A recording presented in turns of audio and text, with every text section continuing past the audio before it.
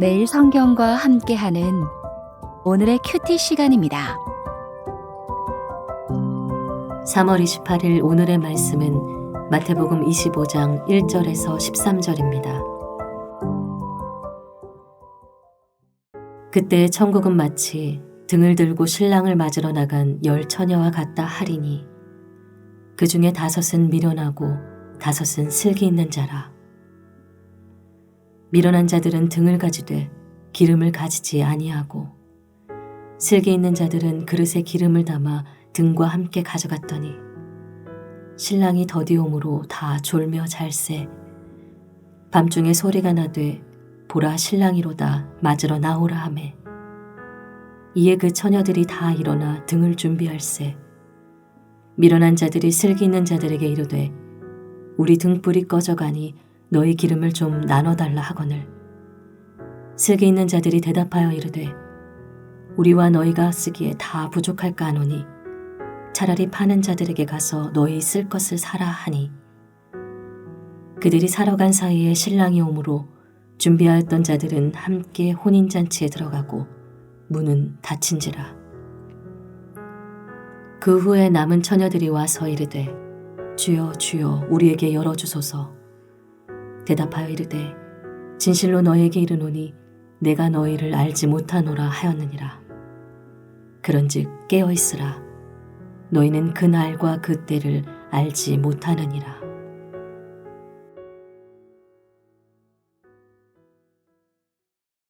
오늘 본문은 10 처녀의 비유로 잘 알려진 내용입니다.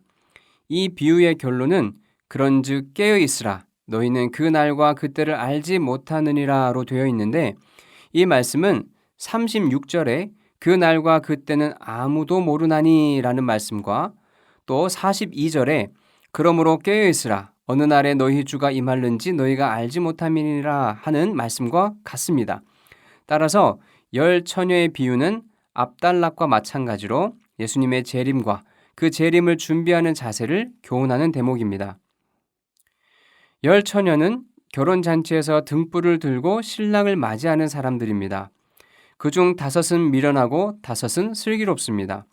미련한 5과 슬기로운 5 모두 등을 가졌습니다. 두 부류의 차이는 기름입니다. 미련한 5은 기름을 준비하지 않았고 슬기로운 5은 기름을 그릇에 담아 지니고 있었습니다. 기름은 무엇일까요? 기름은 하나님의 백성에게 요구되는 순종의 삶, 충성스러운 삶을 상징합니다. 12절을 보면 주인이 어리석은 5 처녀에게 진실로 너희에게 이르노니 내가 너희를 알지 못하노라 라고 말하는데 이 말은 7장 23절에 내가 너희를 도무지 알지 못하니 불법을 행하는 자들아 내게서 떠나가라 하는 말씀과 또 7장 21절에 나더러 주여 주여 하는 자마다 다 천국에 들어갈 것이 아니요 다만 하늘에 계신 내 아버지의 뜻대로 행하는 자라야 들어가리라 하는 말씀과 상응합니다. 하나님의 뜻을 따르는 삶이 없는 자들을 향한 심판 선언이었습니다.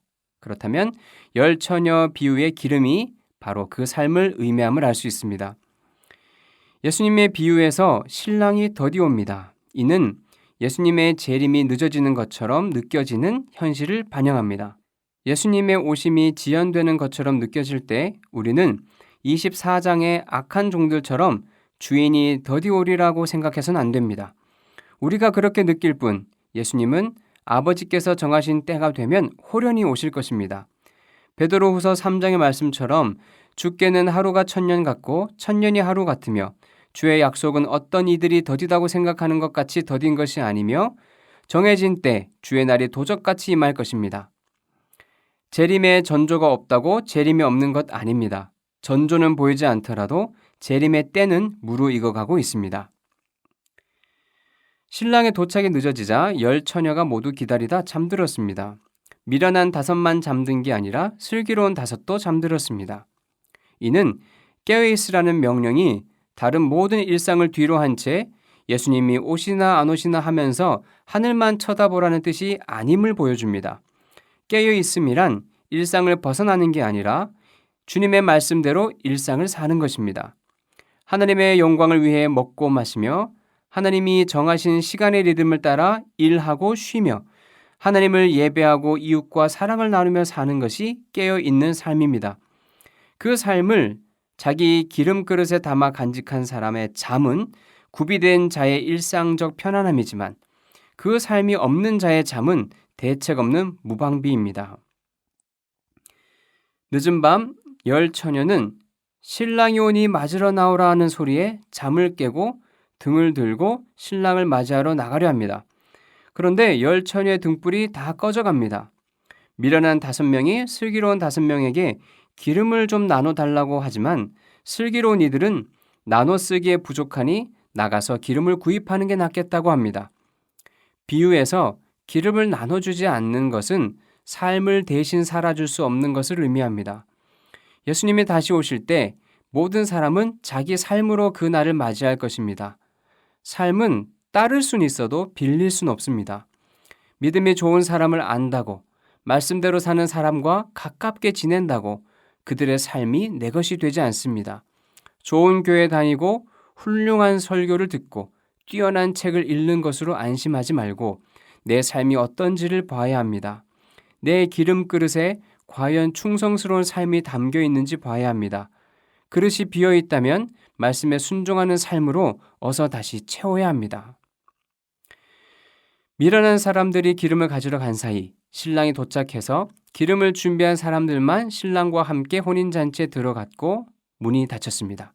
뒤늦게 기름을 사온 사람들이 문을 두드리며 들여보내달라고 청하지만 내가 너희를 알지 못하노라 하는 대답만 들을 뿐입니다. 이 부분은 주님이 오시고 나면 더 이상 삶을 준비할 기회가 주어지지 않음을 알려줍니다. 주님이 오시고 난 후에 충성과 순종을 다짐해도 이미 때가 늦습니다. 그 날을 준비할 기회는 지금뿐입니다. 나중은 없습니다. 주님의 거룩한 신부로서의 삶, 예수님의 신실한 제자로서의 삶을 차일피일 미루다가 준비 없이 주님의 재림을 맞을 수도 있습니다. 미뤄뒀던 순종, 게을렀던 충성을 지금 바로 삶으로 옮겨야 합니다. 그것이 그 날과 그 때를 알지 못하는 우리의 깨어있는 삶입니다. 기도하겠습니다. 다시 오실 예수님, 기름을 준비한 슬기로운 여인들처럼 신실하고 충성스러운 삶으로 주님을 맞을 준비를 하겠습니다. 내일로 미루지 않고 오늘 그 삶을 시작하겠습니다. 주님이 기뻐하시는 삶을 가르치시고 우리가 걸어가야 할 길을 주님의 말씀으로 가르쳐 주십시오. 일상의 작은 순종이 주님을 맞이할 우리의 기름이 되기를 소원합니다. 예수님의 이름으로 기도합니다. 아멘.